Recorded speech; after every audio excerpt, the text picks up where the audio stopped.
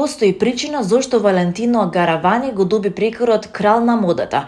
Уште од неговите најрани денови, поточно од 1960 година, кога го создаде своето ателје, овој моден волшебник имаше јасна визија за своите уметнички дела. Тој знаеше за кого ги создава своите креации и знаеше дека неговите луксузни фустани ќе ги носат жени кои зрачат со женственост и самодоверба. Мојата амбиција е да го наметнам мојот стил и да се забавувам додека дизајнирам и да ги направам жените да изгледаат и да се чувствуваат убаво, рече тој еднаш. Неговите ревии беа повеќе од само мода, тие беа општествен спектакл што ги собираше политичарите и нивните сопруги. Во овој поглед не е тајна дека Джеки Кенеди, поранешната прва дама на Соединетите Американски држави, ги обожаваше неговите софистицирани креации. Валентино дури и ја дизајнираше својата втора венчаница за незината свадба со Џон Кенеди. Освен неа и Одри Хепберн и Елизабета Тейлор беа жени од висока класа кои со задоволство обрнуваа внимание на неговите креации. Модните креации на Валентино Гаравани се лесно препознатливи, тие се ткаени од најфини материјали, често имаат нежни детали и шефови, па дури и уникатни везови.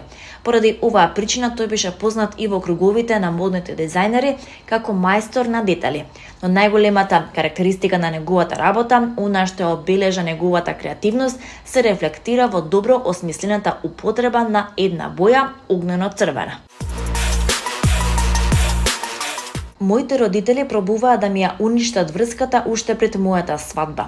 Ноќта пред свадбата, членови на моето семејство ми кажаа дека Никола не е крв и не е семејство, пишува Бруклин Бекам во објава на Instagram стори.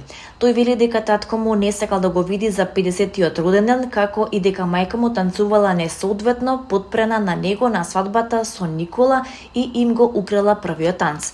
По неколку месеци шпекулирање, Бруклин Бекам реши да се огласи за конфликтот со неговите родители.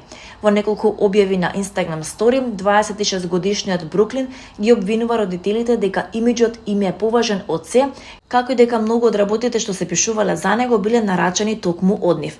Открива дека му ја саботирала врската со Никола уште на почетокот, а мајка му одела дотаму што создавала непријатни ситуации со негови бивши девојки. Бруклин сподели дека и покрај целата тортура со Никола сакале да го видат Дејвид за неговиот 50-ти роденден, но тој и Викторија одбивале да се видат насамо, туку само пред 100 гости и камери во секој агол. Неговата објава во продолжение. Со години молчам и пробувам да ги чувам овие проблеми приватни. За жал, моите родители и нивниот тим продолжија да одат кај медиумите, оставајќи ме без избор освен да зборувам за себе и да ја кажувам вистината за само дел од лагите што беа објавувани. Не сакам да се смирам со моето семејство. Никој не ме контролира и стапувам за себе првпат во мојот живот. Целиот мој живот, моите родители го контролираат наративот за нашето семејство во медиумите. Перформативните објави на социјалните мрежи, семејните настани и лажните врски беа постојан дел од животот во кој што бев роден. Неодамна со мои очи видов колку далеку се подготвени да одат за да пласираат безбројни лаги во медиумите, најмногу на сметка на невини луѓе за да ја зачуваат нивната фасада. Но јас верувам дека вистината секогаш излегува на виделина. Моите родители бескрајно пробуваа да ја уништат мојата врска уште пред мојата свадба и ова уште трае.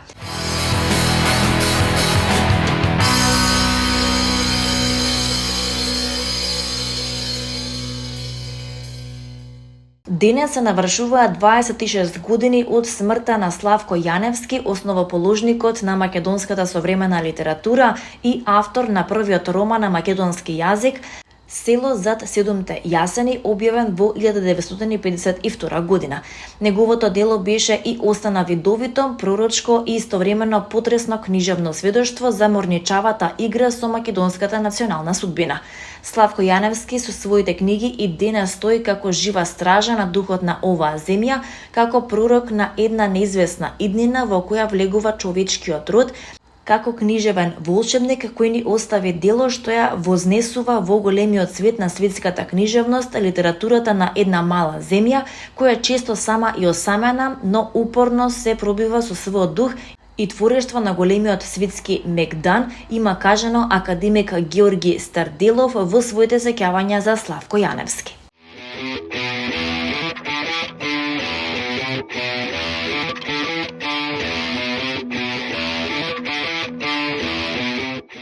Српската попејачка Александра Радовиќ ќе одржи концерт во Скопје на 27 февруари од 20 часот во Филхармонијата, објави продукцијата Евентум.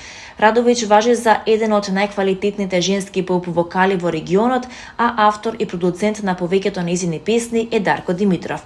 Таја започна музичката кариера во 2003 година на фестивалот Сунчане скале во Херцег Нови со песната Како сол во морето, која и денес е еден од нејзините најголеми хитови. Има снимено 5 албуми, а има и своја школа за пеење.